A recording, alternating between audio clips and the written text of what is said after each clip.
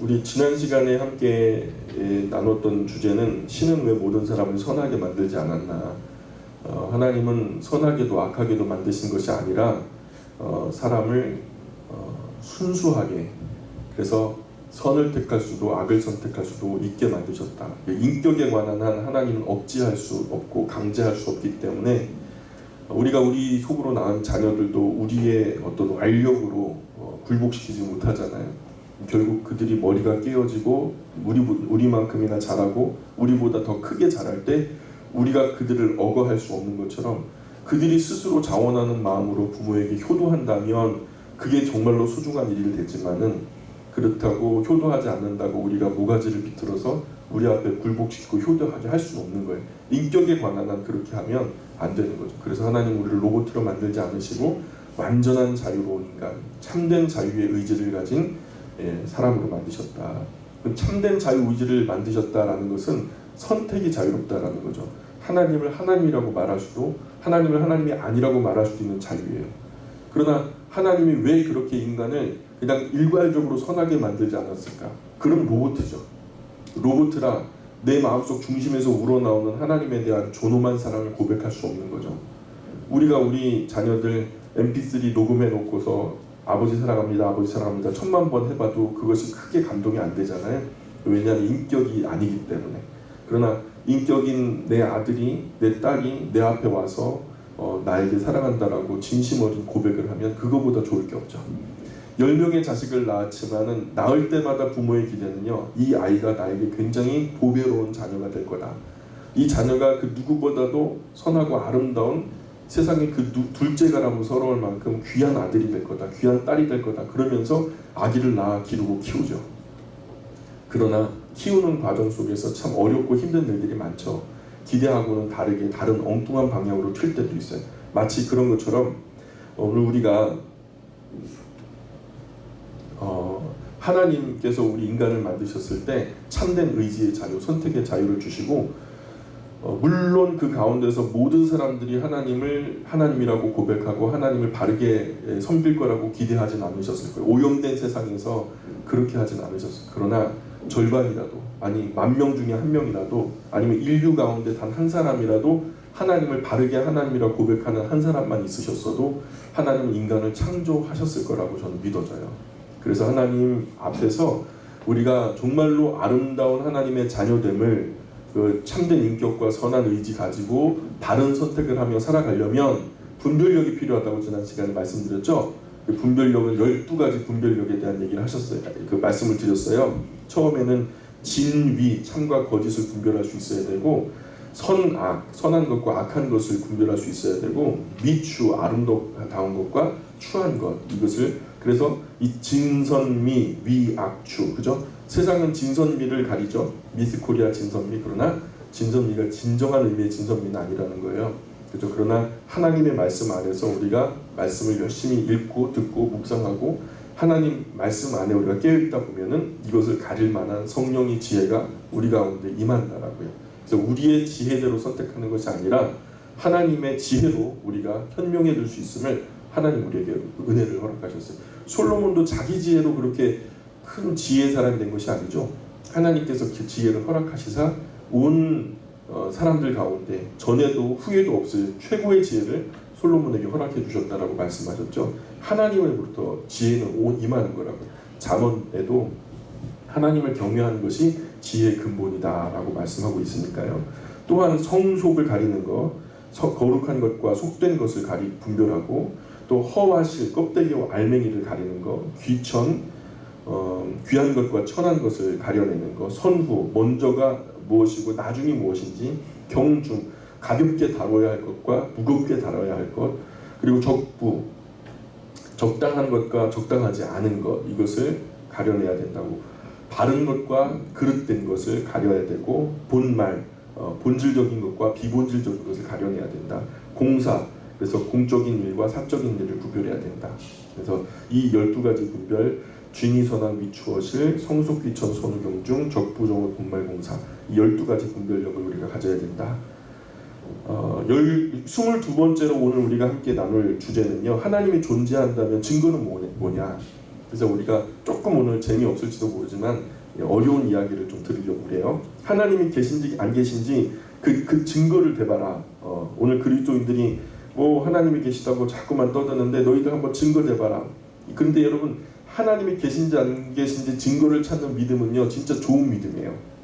정말로 믿고 싶은 거예요. 그래서 하나님이 계신지 안 계신지, 하나님이 존재하는지 안 존재하는지 그 증거를 한번 찾아보자.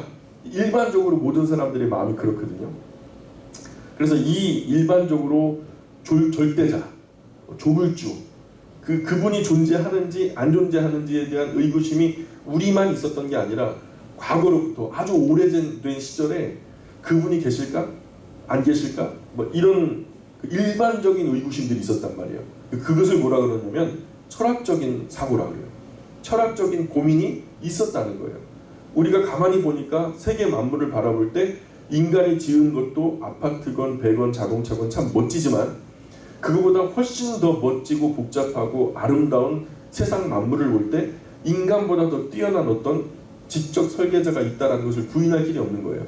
정말로 커먼센스, 아주 지극히 상식적인 정직한 상식만 있어도 인간보다 훨씬 더 탁월한 어떤 존재가 있음을 부인할 길이 없기 때문에, 그렇다면은 우리보다 더 뛰어난 지적 설계자이신 하나님이라는 존재는 계실까? 과연 존재할까? 이 문제가 아주 오래전부터 모든 사람들에 있어서 아주 공통된 의구심이었다는 거죠. 그래서 신학자나 과학자나 철학자들이 하나님이 계신 것을 공부했던 몇 가지 방법이 있어요. 그 성경을 배제하고 정말 일반적인 상식으로 한번 우리가 접근할 때 이런 상식적으로도 그 인간의 가장 정직한 상식으로도 하나님이 계시다는 것을 논증할 수 있다라고 했던 한 4가지 정도의 간단한 논증법을 여러분에게 소개해드리려고 해요. 첫 번째는 우주론적 논증이라 그래요. 코스모로지컬 어규먼트라 그래가지고 이 말은 우주 만물에 존재하게 된 원인이 있다라는 거예요. 뭐든지 암흑이 있든지 아니면 빈 공간이 있든지 간에 그곳에서 뭔가 이유가 있기 때문에 뭔지 하나라도 시작됐을 거 아니냐. 원인 없는 결과가 없다. 만물이 존재할 때에 그 원인이 어떤 원인에 의해서 있게 된 거다. 세상에 지금 자동차도 움직이고 모든 바람도 움직이고 다 움직이잖아요. 그냥 원래부터 움직이게 된 게 아니라 처음에 그것을 움직이게 된 원인이 있다는 거예요. 시계추가 있는데 시계추가 처음에는 중간에 있다가 그 시계추를 갖다 톡 건드려서 똑딱똑딱 하면서 진자가 원래 진폭을 갖다 회복하는 것처럼 오늘 온 우주 만물들이 이렇게 아름답게 진행되게 되는, 운영되게 되어지는 최초의 원인이 되는 제1원인, 철학에서는 제1원인이라고 해요. 어떤 결과에 반드시 원인이 따른다라는 거죠. 역사의 추가 처음으로 흔들릴 때 그 추를 건드린 최초의 원인이 있을 것이다. 우주 역사가 결과라면 이 우주 역사의 아름다운 연출에는 원인이 있을 거라는 거죠. 그래서 그 원인이 신이다. 제1원인이 곧 하나님이다 라고 보는 거예요. 이런 논증은 굉장히 설득력 있는 논증이죠. 상식적으로 찾아가도 분명히 뭔가 최초에는 누군가가 건드렸을 것이고 누군가가 시작했을 것이다 라는 그런 상식에서 시작해보면은 그게 또 맞는 논리거든요. 그래도 어떤 사람들은 인정을 안 해요. 인정을 안 하고 마지막까지 반문을 하면서 그러면 제1원인이 되는 그 하나님은 어떻게 존재하냐? 그러면 그 하나님은 누가 만들었냐? 이렇게 반문을 하거든요. 원인에 따른 결과가 존재한다는 것을 인정하죠. 우주 역사가 하나님의 결과라면 그러면 하나님도 무언가의 원인이 되어서 결과로 나타난 현상 아니냐? 하나님을 있게 한 그 존재는 무엇이냐? 라고 이렇게 질문을 하게 되죠. 그래서 이제 만족하지 않는 논증이에요. 이렇게 접근하면 논리적인 답변이 될 수 없어요. 접근 방식 자체가 틀렸어요. 프레임 자체가 어긋난 거예요. 제가 아는 하나님은요, 하나님 자신이 원인이 되시는 분이에요. 우리가 모세의 이야기 속에서 호렙산 떨기나무 불꽃 속에서 하나님을 처음으로 만나죠.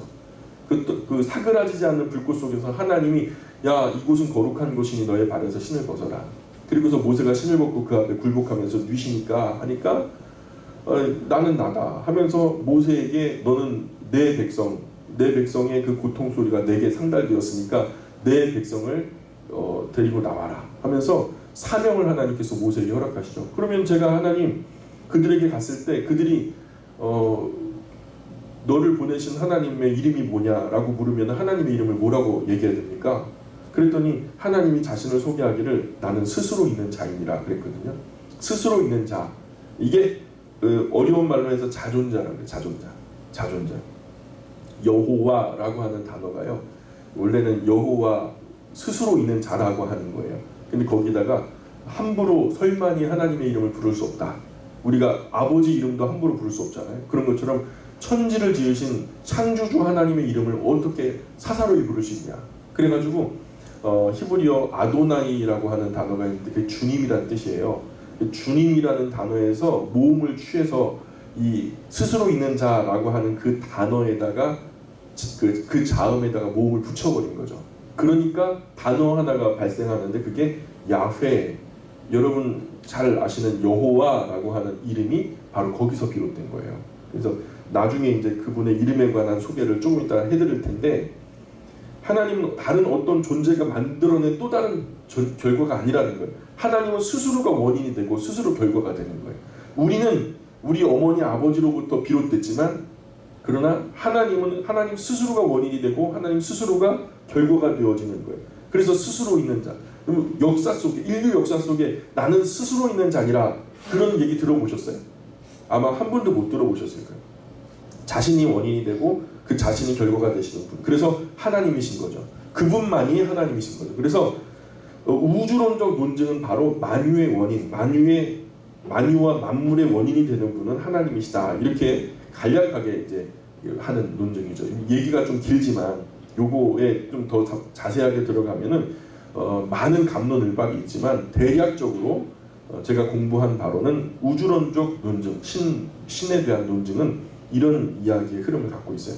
두 번째는 존재론적 논증이라는 거예요. 또 다른 말로 본체론적 논증이라고도 하고 본유론적 논증이라고도 해요. 오톨로지칼 아규먼트라 그래가지고 존재론적이라는 말이 어떤 존재가 존재하고 나서 그 이름도 생기잖아요. 존재하지 않는데 이름이 생겨요? 아기가 태어나지 않았는데 아기 이름을 지어요? 아기가 태어났을 때 그 아이한테 이름을 지어주잖아요. 물론 아기를 이름을 먼저 짓고 아기를 낳는 경우도 있지만은 어쨌든 어떤 존재 자체가 없으면 논의 자체가 생기지 않는다라고 하는 논지예요. 하나님이 계시기 때문에 하나님이라는 말이 있다라는 거죠. 그래야 하나님이 어떤 분이라는 말로 나온다는 거예요. 존재 자체가 없다면 이름도 성품도 어떤 그 존재의 규정도 있을 수가 없는 거죠. 거론될 수조차 없는 거죠. 그런 개념 자체가 사람의 머리에 없을 테니까. 그래서 하나님은 없다라고 말할 때 하나님이 정말 없다면 하나님이 없다는 말도 없는 거예요. 왜냐하면 하나님이라고 하는 거예요. 하나님이라고 하는 것을 전제로 하기 때문에, 그러면 하나님은 없다라고 할 때 무엇이 없다? 그러면 하나님에 대한 존재를 규정해야 되는데 그것을 규정할 만한 그 개념이 없어야 되거든요. 없는 것은 없는 거예요. 그런데 하나님은 없다 할 때 하나님을 전제로 하니까 하나님은 있는 거예요. 말장난 같아도 그게 이제 명제예요. 그래서 하나님은 없다라는 명제에서 하나님은 전제된 기본 실존 개념이고요. 정말 없다면 없는 것을 가지고 누가 없다고 시비를 하겠어요. 우리 기억에 존재하지 않는 무의 개념처럼 하나님도 존재하지 않았다면 우리 개념 속에서조차 찾을 수 없었을 거예요. 근데 우리 개념에도 떠오르지 않고 심지어는 우리가 거론하지도 못했을 거라는 거죠. 그래서 존재하는 모든 것이 불완전한 존재지만 완전한 본체가 되시는 존재가 하나 있을 거라. 완전한 존재, 아주 본질적인 존재, 근본적인 존재, 그리고 완전한 본체가 되는 존재가 있을 거다. 그래서 모든 것의 시작이 되는 그런 존재가 있을 것이다. 이렇게 유추해 가는 거죠. 존재론적 논증이라는 거예요. 철학적인 논증의 한 방법인데, 신학에서는 이 부분을 조직신학이라고 하는 어떤 교회를 아직 이해 못하고 상식적으로 하나님의 말씀을 잘 모르니까 상식적으로 하나님을 알아가고 싶어하는 사람들을 위해서 쉽게 설명하기 위해서, 또한 변증하기 위해서 만들어진 신학이 조직신학이라고 하는 철학적인 신학이 있는데, 그 조직신학 파트에서 이 부분을 배워요. 거기서는 뭐라 그러냐면 이 본체론적 논증 또는 존재론적 논증이라고 하지 않고 인식론, 신인식론이라고 해가지고 다른 파트로 이 부분을 공부하죠. 사람이 어떻게 신을 인식할 수 있을까? 예. 그래서 이 하나님이 계시기 때문에 이름도 있는 것이고 본질이 있고 또 성품이 이야기되는 것 아니겠냐? 이 세상에 참으로 없는 것에 대해서 누가 없다고 시비할 수 있겠냐. 그래서 본체론적으로 존재론적으로 존재하기 때문에 존재가 있을 수밖에 없다. 그 세 번째는 역사론적 논증이라는 거예요. 히스토리컬 어규먼트라 그래가지고 역사적으로 볼 때 신은 항상 존재하는 것으로 믿어져 왔어요. 최근에 우리 인류 역사 속에 신이 없다라고 하는 논지가 명제가 등장하게 된 것은 불과 몇백 년 안 돼요. 18세기 중후반부터 20세기 초반에 일컬어서 신이 없다 이런 말이 그때부터 나왔어요. 18세기 어간부터. 그 이전에는 신이 없다라는 것은 상상도 못할 얘기였어요. 신은 당연히 존재하는 거예요. 어떤 때는 국가가 형성되지 못해도 어떤 사회적인 조직이나 시스템이 이루어지지 못해도 정부가 없어도 종교 형태는 지구상 어디든지 다 있었거든요. 그래서 아놀드 토인비라는 사람이 이런 얘기를 해요. 온 세계를 여행하다 보니까 국가와 정부는 없어도 종교는 다 있더라. 그래서 신은 다 있더라. 이것이 역사적인 논증인데 역사적으로 신은 항상 있어 왔다. 역사적 논증의 명제가 되는 거죠. 그래도 역사 자체도 하나님의 뜻을 이루어가는 과정으로 보는 거죠. 역사는 어떤 방향성을 가지고 있더라는 거예요. 가만히 보니까 역사의 흐름이 있는데 그 어떤 흐름이 있는데 그래서 그 어떤 원칙이 나오더라는 거예요. 그런데 그런 원칙이 저절로 우연히 이루어지는 것은 아닐 거다. 뭔가 어떤 하나님의 그 우리보다 더 똑똑한 어떤 존재의 어떤 계획과 뜻이 있어서 온 인류의 역사가 이렇게 정말 자유분방하지만 어떤 원칙을 가지고 운영되는 건 아니겠는가.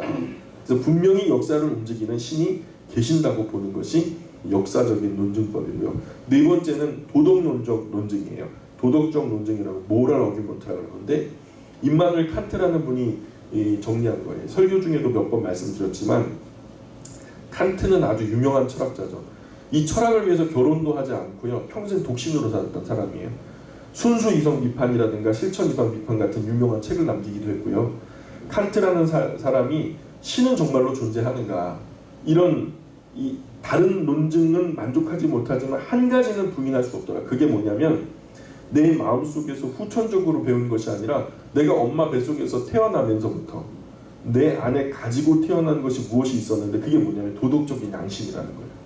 내가 이러면은 양심의 가책이 되고 저러면 양심의 가책이 안 되는데 그게 엄마 아빠나 다른 어떤 존재에 의해서 교육되어진 것이 아니라 태어나면서부터 그것이 내 안에 탑재되어 있더라. 그것을 이야기하는 거예요. 그래서 우리 인간 안에 선재하는 양심을 심어놓은 가장 기초적인 양심률을 심어놓은 그런 어떤 존재가 있지 않을까. 인간의 마음에 선재된 도덕적 양심률을 우리에게 부여해 주신 신의 존재가 있을 거다라고 해서 신 존재를 증명하고 있는 거죠. 그래서 우리에게 선천적으로 탑재된 도덕적 양심률이 우리 속에서 반짝반짝 빛나고 있는 그 자체가 인간을 이 세상에 있게 한 어떤 선한 존재에 의해서 인간이 어떻게 살아가야 하는지에 대한 규칙을 우리 안에 탑재시켜 놓은 논증이다, 증거다라고 말하는 거죠. 그래서 이 도덕률을 부여하신 도덕적 존재가 바로 하나님이 아니겠는가. 임마누엘 칸트라는 사람이 논증을 한 거예요. 이런 논증이 일반적으로 인간이 정직한 이성과 순수한 양심으로 상식적으로 궁극적으로 생각할 때 만나는 의문들이에요. 네 가지 정도 신존재 증명 만족하지 못하는 사람들이 있기 때문에 예수님이 오신 거죠. 우리가 일반적으로 지극히 정직하고 지극히 상식적으로 하나님이 과연 계실까라는 것을 생각하다 보면 결국 이런 네 가지의 어떤 논증에 우리가 귀결되게 돼요. 그래도 하나님을 찾을 수 있죠. 분명히 우리보다 어떤 탁월한 존재가 있다라는 것까지는 나올 수 있을 거예요. 그죠? 그래서 다섯 번째 제일 큰 증거죠. 예수님이 직접 오신 거죠. 하나님이 계신 것을 증거하려고 하나님이신 예수님이 직접 오신 거예요. 우리는 예수님께서 말씀하신 그 말씀을 거짓말이라고 말할 수 없잖아요. 여러분 우리가 예수님이 말씀하신 것을 참 진리로 믿고 있죠. 최소한 교회를 다니지 않는 분들도 예수님을 거짓말쟁이로 보는 사람은 거의 없어요. 예수님을 아주 악의적으로 그냥 반대하는 사람들이 있을 수는 있지만 대부분의 일반적인 사람들은 예수님을 굉장히 훌륭한 분으로 알고 있고 그분을 거짓말쟁이로 이해하는 사람은 거의 없습니다. 그렇게 예수님은 거짓말장이다 이렇게 말했다가는요, 정신 나간 사람으로 여겨질 거예요. 예수님은 하나님의 뜻을 증거하시기 위해서 십자가에 죽으신 것을 사양하지 않으셨어요. 예수 그리스도께서 부활하신 사건 자체가 하나님의 살아계신 증거예요. 사람이 일반적으로 죽었다 살아나는 일은 없잖아요. 그죠? 그런데 예수님이 부활하신 사건을 통해서 하나님이 살아계신 것을 증거하신 거죠. 석가모니 같은 분들 해탈했잖아요. 하지만 도대체 어떻게 되었다는 것인지 도무지 알 사람이 없어요. 해탈이 또 뭔지. 또 증거도 없어요. 그런데 예수님의 부활하심은 증거가 있어요. 그냥 한두 사람 정도 본 게 아니고 최소한 그 측근에서 가장 직접적으로 목격한 사람들이 500여 명 이상 됐을 것이고 40일 동안 11차례 이상 최소한 가장 작게 잡아도 직접적으로 목격되어진 사람이 3,000명 이상이 됐을 거라고 봐요. 대체로 여러 사람이 있을 때 부활하신 몸으로 나타나셔서 친히 부활하신 모습을 사람들에게 보여주셨어요. 11제자가 모여있을 때도 문이 열리지 않은 채로 방 안에 들어오실 수 있었고 문이 열리지도 않았는데 예수님은 그 자리에서 사라지셨죠. 그런 부활의 모습을 예수님께서 친히 보여주셨고, 그래서 사실 부활하신 예수님을 만남으로 초기 예수님의 제자들은 흩어지지 않고서 그 사실 그 자체를 예수님이 죽었다가 다시 살아나셨어요. 이것은 신밖에 할 수 없는 존재예요. 그리고 구약에서 참 하나님이신 그분이 이 메시아 예언을 계속해서 선지자들을 통해서 말씀하셨는데 예언대로 예수님께서 탄생하셨다는 거예요. 예언대로 많은 사람들을 위해서 고난을 받으시는 고난의 주님으로 오셨다가 죽으셨고 사흘 만에 부활하신 사건이라든가 이런 것들을 다 성경에서 증언하고 있다는 거죠. 그래서 오늘 그것을 직접적으로 목격한 사람들의 증언에 의해서 오늘 기독교가 시작됐다는 거죠. 그래서 예수님께서 부활하신 그 모습은 마치 하나님을 방불케 하는 그런 모습으로 보여주셨고, 그런데 그 시간과 공간과 물질을 다 초월하시는 모습을 보여주셨잖아요. 하나님의 존재하신 그 증거가 예수님의 오심으로 증거됐어요. 그래서 예수님은 요한복음 한 책에서만 내가 내 아버지 하나님께서 나를 보내심으로 내가 이 땅에 왔다, 이 말씀을 26번이나 증언하고 계세요. 예수님 자신, 내 아버지 되시는 그 하나님께서 나를 이 땅에 보내심으로 내가 이 땅에 왔다, 이 말을요 26번이나. 그래서 만약 예수님이 하신 말씀이 사실이 아니라면 예수님은 천하의 거짓말쟁이일 거예요. 근데 아무도 아직까지 기독교를 믿지 않는 사람조차도 예수님을 거짓말쟁이라고 말하는 사람이 없어요. 안타까운 것은 예수님이 아주 훌륭한 분이라고 하면서도 그분이 하신 말씀을 너무나도 모르고 있다는 거예요. 예수님이 훌륭하시다는데 왜 훌륭한지에 대해서 제대로 알고 있는 사람은 거의 없다는 거예요. 너무나도 모르고 있다는 거죠. 그래서 성경을 빨리 읽어보는 게 좋아요. 구약이 두꺼워서 어렵다면 예수님이 하신 말씀만이라도, 신약 성경 중에서 복음서 4권만이라도, 4권도 좀 버겁다면 누가복음이라든가 마가복음이라든가 요한복음만이라도 좀 그 사복음서 중에서 한 복음만이라도 좀 빨리 읽어보셨으면 좋겠다는 거죠. 예수님은 하나님의 살아계심과 천국과 지옥이 있는 것을 아주 자세하고 소상하게 말씀하셨어요. 이것은요, 자기가 직접 체험하거나 자기가 직접 주권을 가지고 있지 않으면 선포할 수 없는 얘기들이었어요. 누가 옆에서 상관도 없는 사람이 구경만 했다고 그런 권위로 선포할 수 없어요. 그래서 그 당시의 사람들은요, 이 사람이 누구길래 이런 권위 있는 말씀을 전하는가, 무슨 권세로 저런 말씀을 전하는가 신기할 정도였어요. 천상의 이야기를 아무런 거리낌 없이 그냥 덤덤하게 사실처럼, 아니 사실로 선포하고 계시는 거예요. 이 사람들이 논리적으로 동의하지 않아도, 왜냐하면 진리는 진리니까. 미국이 있다라고 우리가 논리적으로 따져서 우리가 결국 논증에서 이겨서 미국이 존재하는 게 아니잖아요. 우리가 싸워도 결국 진다 해도 미국은 존재하잖아요. 그런 것처럼 예수님도 세상 그 누구와도 타협할 의미가 없었어요. 그냥 덤덤하게 선포하고 선포된 것을 믿는 사람, 내 양은 목자의 목소리를 안다. 그러니까 내게로 다가올 것이라고 예수님께서 말씀하셨고, 그냥 덤덤하게 그 진리를 선포하셨을 뿐만 아니라 그 진리를 따르는 사람들을 하나 예수님의 제자로 이렇게 포함하셨죠. 예수님 외에 세상 그 누구도 그런 권세로 하늘의 비밀을 말한 사람은 존재하지 않아요. 하나님의 증거, 하나님의 실존하신 그것에 대한 증거는 성경에 그대로 나타나 있어요. 그래서 사람들이 안 믿기 때문에 예수님이 직접 찾아오셔서 증거하신 거예요. 많은 사람들이 그랬다면서요. 하나님 한번 보여줘봐, 내가 믿을게. 근데 그게요, 아주 우습게 쉽게 하는 말이지만 인류 역사가 시작된 이후로 많은 사람들이 하나님을 상실하고, 상실한 하나님의 사람들이야, 상실한 인간들이 하나님을 찾고 싶을 때 항상 했던 말이 그거예요. 하나님 보여줘봐, 그럼 믿을게. 그래서 하나님이요 보여주셨어요. 예수님으로 나타나서 보여주셨어요. 나를 본 자는 아버지를 본 것이다. 예수님께서 말씀하셨잖아요. 하나님 보여주셨는데 사람들이 어떻게 믿게 되었어요? 그때 그래요. 또 이적을 보여주면 믿지. 뭐 똑같은 사람의 모양으로 와갖고 지가 하나님이래. 너 한번 기적을 보여줘봐. 그죠? 안진뱅이도 낫게 하고 눈먼 자도 보여지게 하고, 그죠? 심지어는 죽은 사람도 살려냈잖아요. 그런데 믿던가요? 안 믿어요. 오히려 귀신의 왕이 집혀가지고 저 사람 귀신 들려서 저런 짓 한다고. 세상에 귀신이 망가뜨리는 법은 봤어도 귀신이 온전히 하는 사람은 처음 본 거죠. 근데 안 믿어요. 어떤 하나님이 보여지게 와도, 기적을 그 눈앞에 펼쳐도 절대로 믿지 않더라는 거죠. 그래서 예수님께서 나타나심으로 믿는 사람은 극히 소수였다라는 거. 나아가서 우리가 기적으로 믿음이 일어나는 것이 아니라, 아니면은 어떤 하나님의 보여지심으로, 아니면 환상으로 믿음이 시작되는 게 아니라, 믿음은 들음에서 난다. 그래서 이 사람의 구원은 이 전도라고 하는 미련한 방법으로 우리에게 온다라고 고린도에도 나오잖아요, 그죠? 그래서 하나님의 증거, 실존하심에 대한 증거는 성경에 그대로 나타나 있다.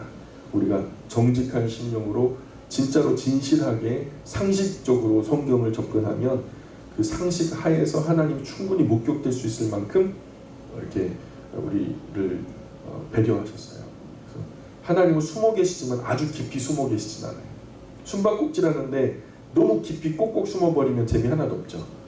어느 정도 마음이 담겨져서 진실하게 찾으려고 하면 찾을 수 있을 만큼 하나님은 많은 우주적인 그 환경 속에, 또는 성경 안에, 그리고 수많은 것들 안에 하나님은 내재되어 계시죠. 진실하게 정직하게 찾고 찾으면, 전심으로 찾고 찾으면 내가 너를 만나주리라. 그래서 사람들이 안 믿기 때문에 예수님 직접 찾아오셔서 증거하셨던 거죠. 여섯 번째로 하나님이 존재한다라는 증거는 성경이 말씀하고 있어요. 지극히 정직한 상식과 양심으로 성경을 정성 들여 읽어본다면 아무도 그 사실을 의심할 길이 없어요. 성경을 정직하게 읽어서 예수님께서 하신 말씀을 들어보시길 바래요.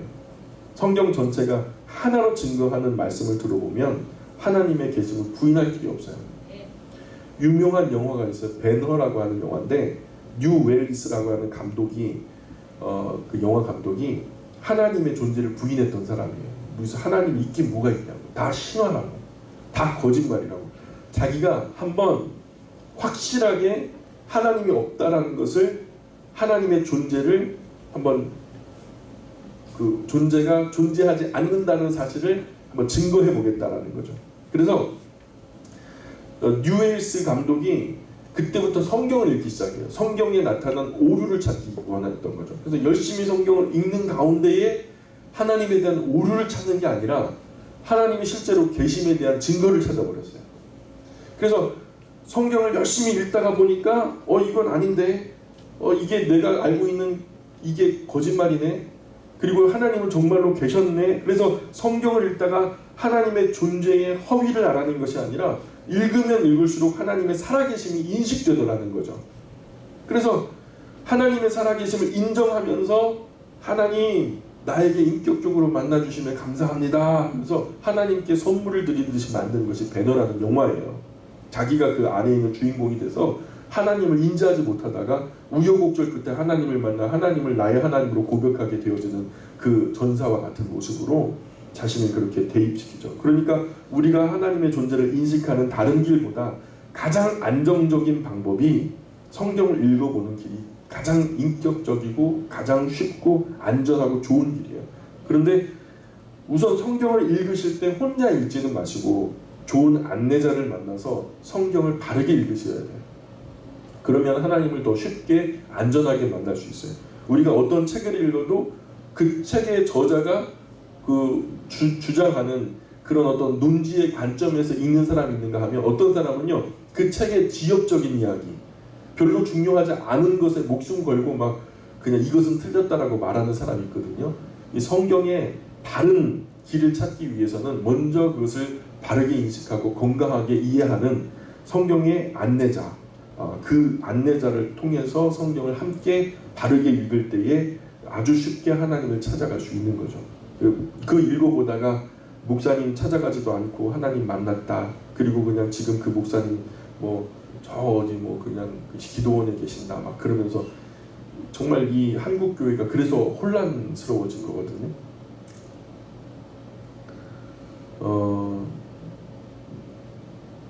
어떤 분이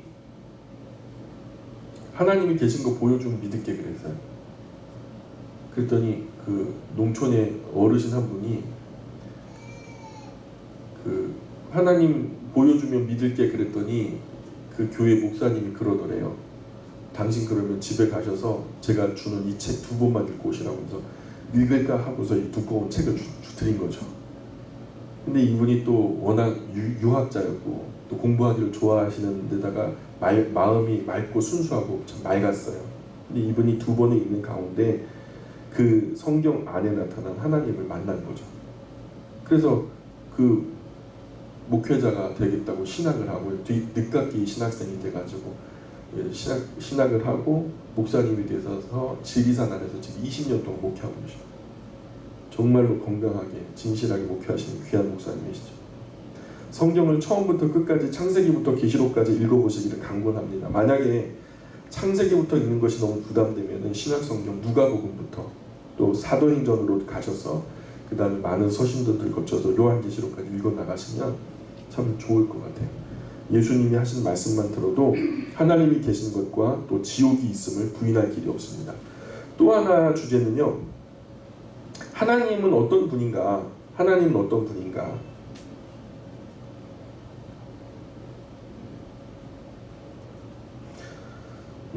하나님은 어떤 분인가라는 주제예요. 정말 어려운 질문이에요. 그냥 우리가 믿음과 순수함, 거룩함을 보존하기 위해서 이 질문에 대한 바른 답을 갖고 있는 것은 정말 중요해요.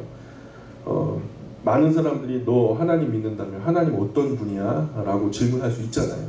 그래서 그런 일반적인 질문이 많이 지금도 반복되고 있거든요. 그런데 많은 그리스도인들이 참 내가 하나님이 어떤 분인지 알고 있는 것 같은데 아는 줄 알았는데 물어보니까 몰라요. 대답을 해주려니까 하나님 어떤 분이지? 막연한 거죠. 그런 이유로 모범된 신앙의 고백을 만들기 위해서 일찍이 영국에서 의회가 하나 열렸어요. 그 주제가 예를 들어서 하나님은 어떤 분인가 라고 물으면은 우리 그리스도인들은 어떻게 대답해야 할까? 우리가 믿으면서 그 하나님은 어떤 분인가 라고 하는 이런 질문에 대해서 답을 모르면 안 되잖아요. 우리 그리스도인들의 상식이 될 만큼 정말 중요한 질문들인데 우리가 하나님을 소개하기 위해서라도 바른 신앙의 기본에 대한 교리적인 그 장치들을 마련할 필요가 있겠다. 그래갖고 사람들이 우리의 신앙과 그 신앙을 소개할 때 대답을 정리하자 해가지고 성경에 있는 확실한 내용을 근거로 요약 정리 명제화해서 질문과 대답 형식으로 만들어낸 게 있어요. 바른 믿음은 어떤 것인가? 이 문제를 다룬 회의가 바로 웨스트민스터 총회라는 거예요. 웨스트민스터 어셈블리라고 하는 웨스트민스터 그 총회라고 하는 것이 1643년 7월 1일부터 1649년 2월 22일까지 총 5년 7개월 22일 동안 여러분 회의 한번 가보셨어요? 제일 긴 회의 얼마나 회의를 하셨어요? 저는 회의를 하는데 한 1박 2일로 하는 회의는 가봤어요. 일반적으로 노회나 총회가 노회 같은 경우에 1박 2일로 하고 총회 같은 경우에는 일주일 내내 하는 경우도 있긴 있거든요. 그런데 여기 총회는요 얼마나 걸렸대요? 5년 7개월 22일 이 엄청난 기간 동안 이 회의가 열린 거예요. 그래서 그 기간 동안에 영국에서 최고로 이 존경받는 사람들, 존경받는 신학자, 상원의원, 하원의원이 모여서 웨스트민스터 사원에 모여서 5년 7개월 22일 동안 긴 회의를 해가지고 그 대답을 준비한 것이 한 4가지 정도로 정리가 됐어요. 웨스트민스터 대소요리 문답, 대요리 문답, 소요리 문답을 합쳐놓은 거예요. 또한 웨스트민스터 신앙 고백서, 웨스트민스터 예배 모범, 웨스트민스터 교회 정치, 이 4가지를 채용했어요. 그래서 이것이 성경을 근거로 가장 건강한 신앙에 관한 한 모범이 될 만한 교범이다, 이렇게 여겨서 4가지 웨스트민스터를 그 장치를 마련한 거죠. 그래서 웨스트민스터 참석자가 영국 최고의 신학자가 한 121명 정도, 보수적이고 하나님의 말씀, 성경을 하나님의 말씀으로 받아들이는 그런 최고의 신학자들이 121명 정도, 상원 의원이 10명, 하원 의원이 20명, 도합 151명이 모여서 5년하고도 7개월 22일 동안의 회의를 한 거죠. 그 전 기간 동안에 뭐 모두가 다 그냥 한 명도 빠짐없이 다 참석한 것은 아니고, 일반적으로 전 기간 동안에 매일 60명에서 80명 정도가 계속 참석을 했어요. 그래서 그 60명에서 80명 정도가 참석을 해서 그 신앙의 본질에 관한 한 중요한 회의를 이끌어 나갔고, 그리고 이 가운데 정말 유명한 일화는 이 5년 7개월 22일 동안 멈춰지지 않았던 기도가 유명해요. 릴레이 기도를 우리 여기 흔히 릴레이 기도라고 하잖아요. 내가 기도하다가 지치면 다른 사람이 또 기도를 연결해가고, 그래서 그 긴 기간 5년 7개월 22일 동안 멈춰지지 않았던 중보 기도로 무엇을 기도했냐면, 회의장 바깥에서 수많은 성도들이 회의에 참석한 모든 참석자로 하여금 성령의 영감을 얻어서 성경의 바른 교리를 정립하고 하나님께 영광이 되게 해달라고 중보하는 기도가 끊어지지 않았다. 그리고 기도로 헌신된 사람들이 그렇게 시간을 연계해서 계속해서 고리처럼 열심히 릴레이 기도를 해서 중보 기도가 끊어지지 않게 지속되었다 그래요.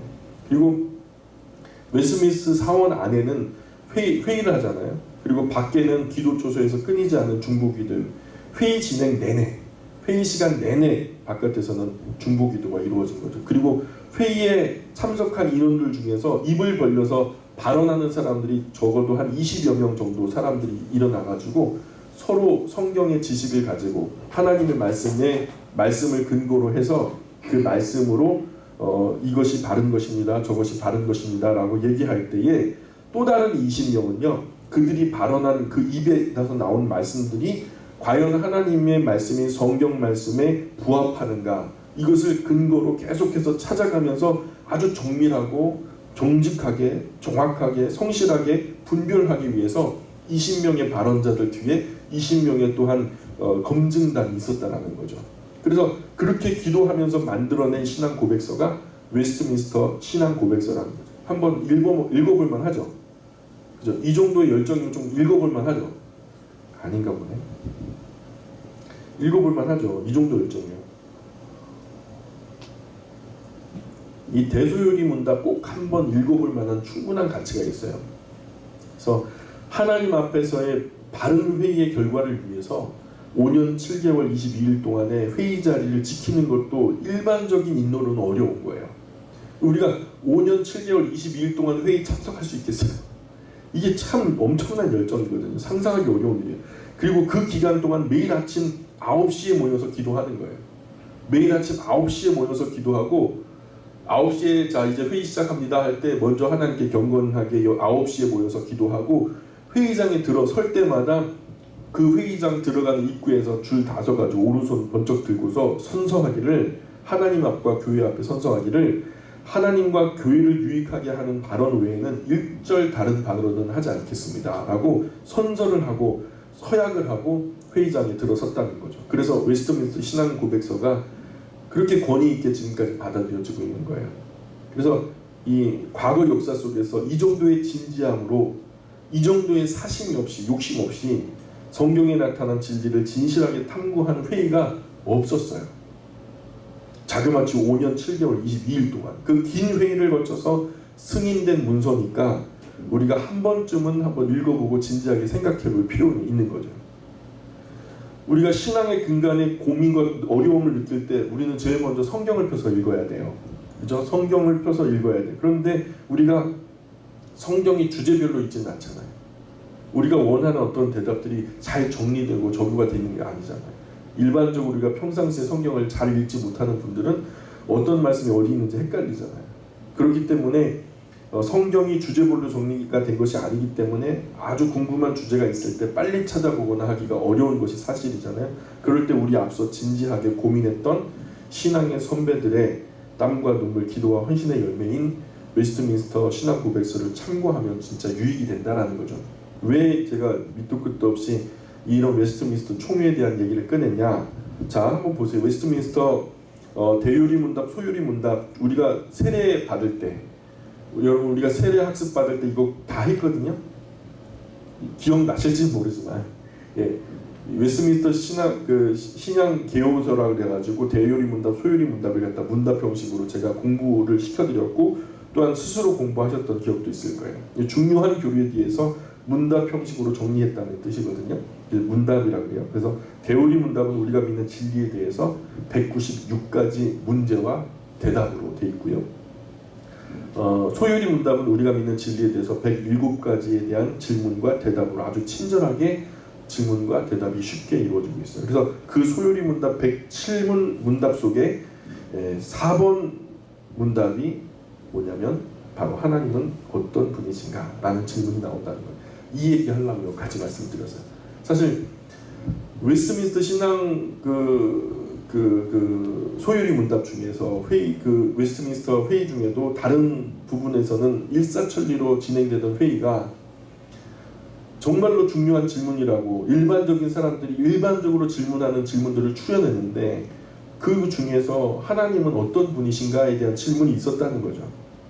그래서 그때 이제 다음 주제로 넘어갑니다 하고서 자, 4번째입니다. 하나님은 어떤 분이실까요? 하고서 의장이 이렇게 그 아젠다를 준 거죠. 자, 이제 회의를 합시다. 하나님 어떤 분이십니까? 아무도 대답을 못 하는 거예요. 여러분도 대답할 수 있어요? 하나님 어떤 분이신가?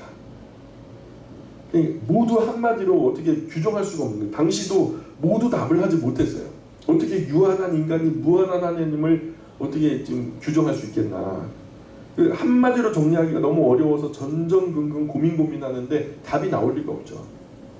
일단 너무 서로 고민하고 막 성경을 갖다 뒤적뒤적하고 수많은 신학자 목사님들이 막 정신없이 막 찾는데도 뭐 한마디로 규정하기가 어려운 거예요. 이 부분에 관한 성경을 통째로 던져야지, 성경을 통째로 넣어야지 뭐 대답이 나올 만한 그런 얘기인데 이 도대체 그 어떻게 정리를 해야 되나?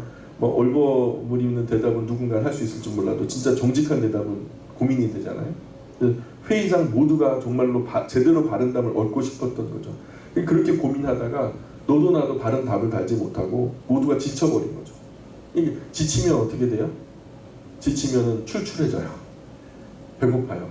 그래서 밥 먹고 합시다. 좀 쉬었다가 밥 먹고 하면 좀 우리가 힘이 나고 또 잘 머리도 돌아가면서 또 하나님에 대한 질문을 잘 정리할 수 있을 테니까. 그래가지고 자, 이제 정리하겠습니다. 어느 장로님, 그 이름은 아직까지 알려지지 않았어요. 예를 들어서 우리 여기 김호선 집사님 계시니까 우리 김호선 장로님 정회를 위해서 기도해 주시고 우리가 잠시 휴식을 하도록 하겠습니다. 해가지고 장로님의 기도를 요청을 한 거예요. 근데 이 장로님이요, 엄청나게 고민을 많이 하셨던 장로님이었어요.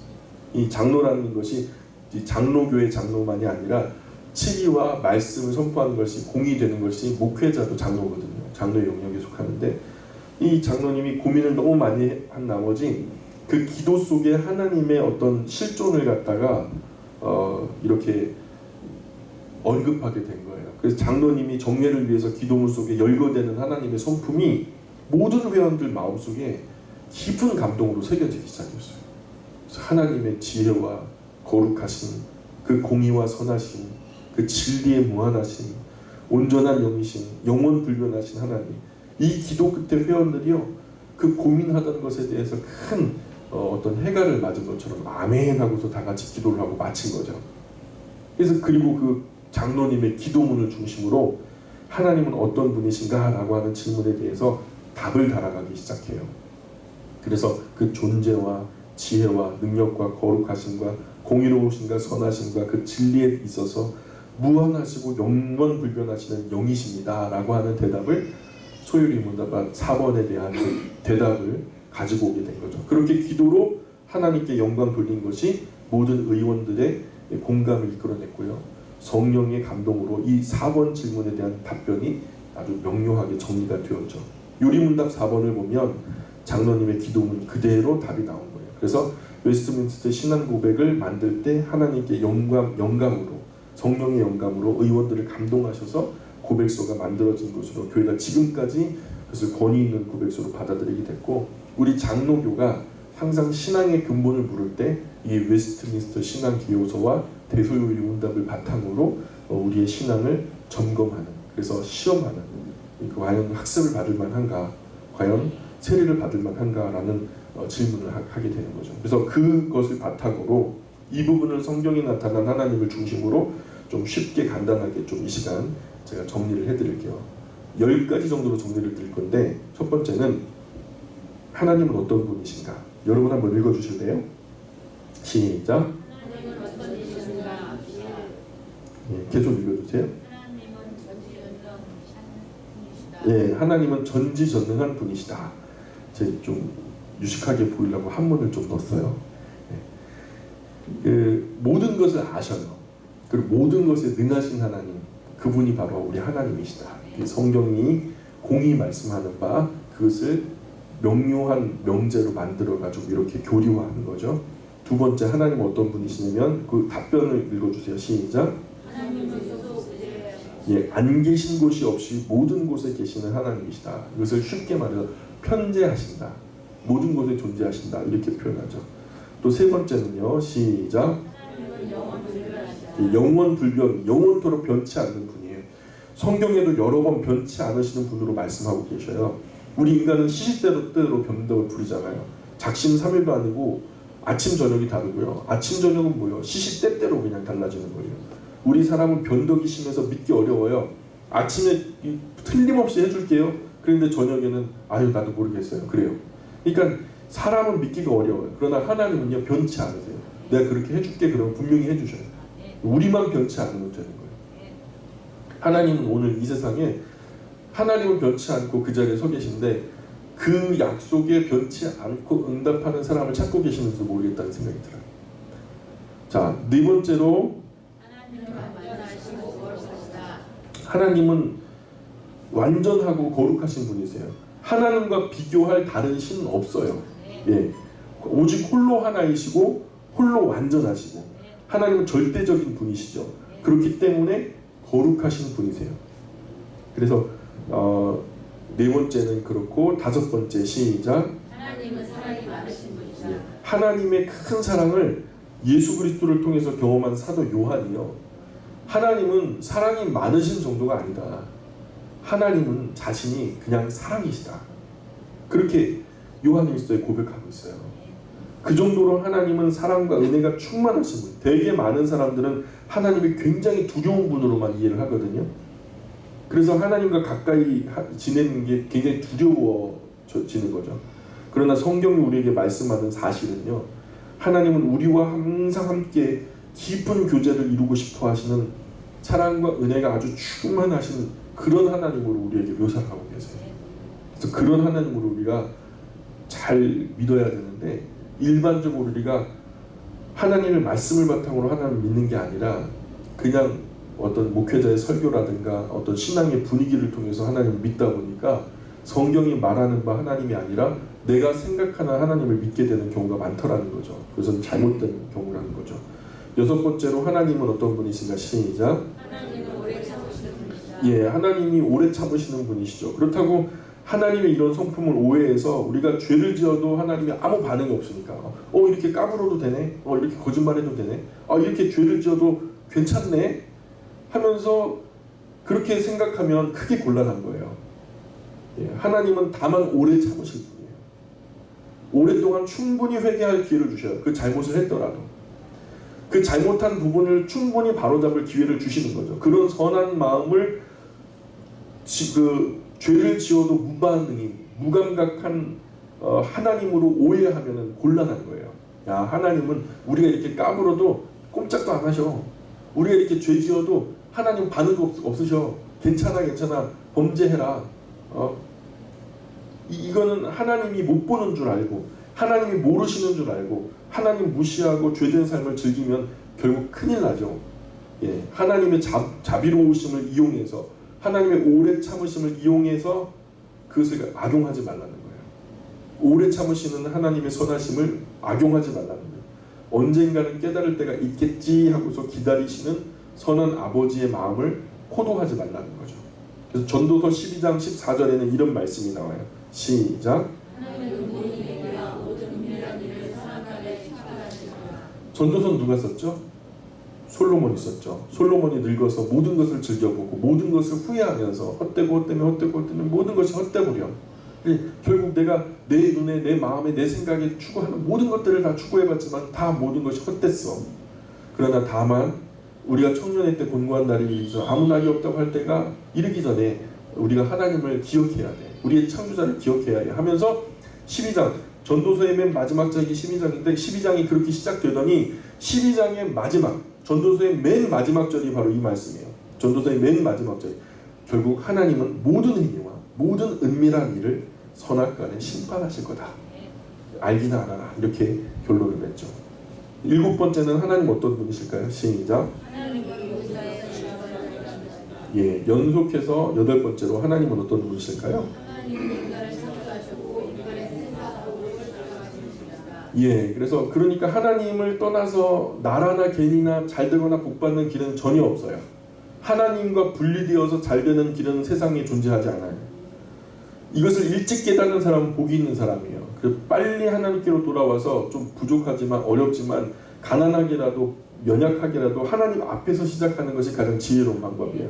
성경은 너무나 분명하게, 너무나 선명하게 역사의 주관자가 하나님이시고 인간을 창조하셨을 뿐만 아니라 인간의 생사화복을 주장하시는 분으로 소개하고 있어요. 나아가서 국가와 제국의 흥망성쇠도 하나님의 손에 달려있음을 우리가 알게 되죠. 바벨론이 망한 일이나 아수르가 망한 일, 애굽이 쇠약해진 것이나 어떤 나라가 망할 때도 성경은 하나님께서 그들의 악에 대해서 심판하심으로 망하게 되었다는 사실을 명백하게 보여주거든요. 나아가서 9번째로 하나님 어떤 분이실까요? 시작. 하나님은 삼위일체로 계시는 영이시다. 예, 이 삼위일체라는 말을 우리가 많이 쓰지만 그러나 우리가 이해할 수 없는 개념이에요. 이것은 우리 인간의 개념으로는 이해하기 힘든 하나님 차원의 개념이기 때문에 성경에 나타난 하나님 자신을 나타내신 그 말씀과 하나님의 그 일하시는 것을 보니까 그분이 성부 하나님과 성자 예수님과 성령 하나님이 그 분명히 계시다는 것을 이해해요. 그리고 그분 세 분이요 각각 독립된 세 인격체로서 일하시는데 그런데 서로가 우리라고 말씀하세요. 일체되어진 그 말씀이죠. 그래서 우리가 흔히 주일학교에서 삼위일체를 갖다가 설명할 때 예전에는 뭐라 그랬냐면 태양이다. 태양의 그 모습은 성부 하나님이고 환하게 빛나는 그 빛남은 그 예수님이고 성자 예수님이고 그리고 따뜻한 태양이 떠올라서 따뜻하게 느껴지는 이 따뜻한 기온은 성령 하나님이시다. 그래서 성부 하나님은 태양의 실존이고 그곳에서 발현되어지는 빛은 예수님이고 그리고 거기서 따뜻하게 느껴지는 이 기온은 성령 하나님이다. 이런 식으로 주일학교 때 가르쳐 주셔서 저도 기억이 나요. 또 하나는 뭐냐면 최근에 뜨는 건데 얼마 전에 우리 그 답사를 다녀오면서 우리 김금자 권사님이 우리 아이를 교육하는 그걸 틀어주셔가지고 제가 들었는데 제가 그 책을 통해서 읽어봤거든요. 근데 세잎클로바를 통해서 세잎클로바가 있는데 클로바 잎이 3개잖냐. 근데 클로바를 3개라고 하지 않고 하나라고 한다. 그냥 그것은 설명하려고 하는 게 아니라 이해하려고 하는 게 아니라 그 자체로 그냥 받아들이면 된다. 믿어버리면 된다. 뭐 이런 식으로 설명했는데 사실 그것도 참 위험한 설명이에요. 왜냐? 구약과 신약에서 다르게 나타나신 것이 마치 그냥 그렇게 태양의 본 모습과 빛이나 온기로 설명하거나 아니면은 클로버의 그 새 이파리 그게 한 줄기에 달려있는 그 모습으로 설명을 하면 이것을 뭐라 그러면 양태론적 설명이라고 해요. 양태론적 설명. 모달리즘이라고 하는데 이 대표적인 이단이에요. 이단이 설명을 할 때 그런 식으로 똑같이 설명했다는 것을 기억하셔야 돼요. 시벨리우스가 아니라 사벨리우스라고 하는 사람이 성부, 성자, 성령은 나눌 수 없는 실체이시며 동일한 인격이라고 해가지고 그리스도의 신성을 인정한 것처럼 보여지게 했지만요, 잘 생각해 보셔요. 그러나 그는 사벨리우스가 그리스도를 하나님과 동일한 인격과 동일한 행동의 주체로 파악하기 때문에 그리스도 예수는 하나님께 종속되는 것이 아니라 한 하나님 안에서 용회되어 버리는 거예요. 예수님의 특징이 성부 하나님으로 녹아버려요.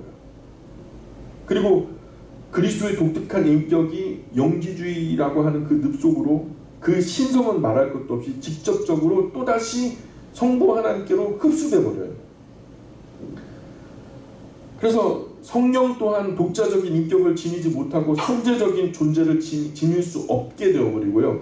성부, 성자, 성령은 한 동일한 하나님의 이름에 불과한데 그저 코끼리 장님 보듯, 그죠? 그 어떤 장님은 다리를 코끼리 모양 기둥이라 하고, 어떤 장님은 코끼리를 주름관처럼 생겼다고 하고, 어떤 장님은 코끼리를 큰 벽처럼 생겼다고 하는데 그게 다 한 코끼리에 대한 설명인 것처럼 다 맞다 뭐 이렇게 얘기할 수 있지만 그것은 아니라는 거죠.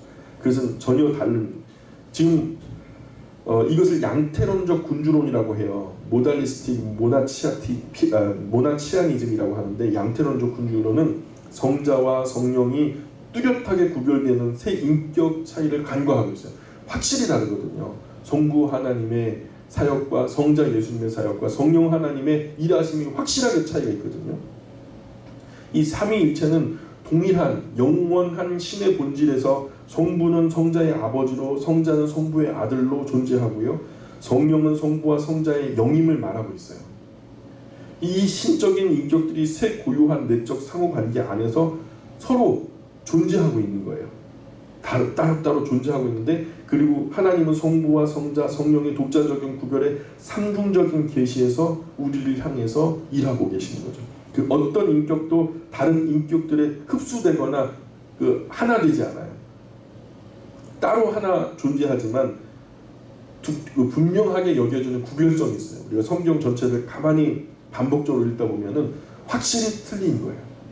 어느 성부와 하나님께 흡수될 수도 없어요. 이 구별 속에서 하나님의 상호 본질 관계 속에 존재하고 함께 역사하고 우리와 자주 만나주시는 이 구별을 관가하면 우리와 만나는 그리스도의 주체성은 사라지고 말아요. 그래서 성부도 성령도 영이시죠. 성자도 육체를 입고 우리 가운데 오셨을 그때는 육체를 입고 오셨지만 그 땅 위에, 이 땅 위에 인간의 역사 속에 오시기 전에는 영이셨어요. 그래서 성자, 성부, 성령 모두 다 영이셔요. 영어로는 스피릿이라고 하고, 헬라어로는 푸뉴마라고 하고, 히브리어로는 루아흐라고 하는데 이 다 보이지 않는 영에 대한 이야기예요. 신의 개념인데, 그래서 우리가 참 이해하기가 참 어려운 거예요. 그래서 사실 태양이라고 할 때는요, 각기 분리되어졌어요. 태초에 하나님 천지를 창조하시고 빛과 어둠을 나누시고 낮을 주관케 하는 큰 광명을 있게 하셨다. 근데 빛이 먼저 존재했거든요. 나중에 빛에 낮을 주관하는 광명을 갖다 주입하셨던 모습을 보게 돼요. 그러니까 그것을 하나님의 비유관념으로 가지고 오면 양태론적 이단에 빠지는 거고, 사실은 클로버에도 줄기가 하나로 올라와서 그것이 각기 다른 새 인격이 아니라 결국 한 존재임에 또한 양태론의 오류에 빠질 수 있다는 거예요. 이것은 그냥 하나 이해가 되지 않지만 있는 그대로 받아들이시는 게 좋아요. 삼위일체를 누구도 명쾌하게 설명할 수 있는 존재는 세상에 존재하지 않아요. 그러나 우리가 이해할 수 없지만 이 부분을 어떤 부분으로 각기 다른 새 인격께서 한 본체이심으로 존재하시는 그런 삼위일체 하나님으로 이해는 되지 않지만 우리가 믿습니다라고 우리의 개념에 없지만 하나님께서 그렇게 존재하심을 신앙으로 고백하는 수밖에는 삼위일체를 설명할 다른 길은 없다라는 거죠. 마지막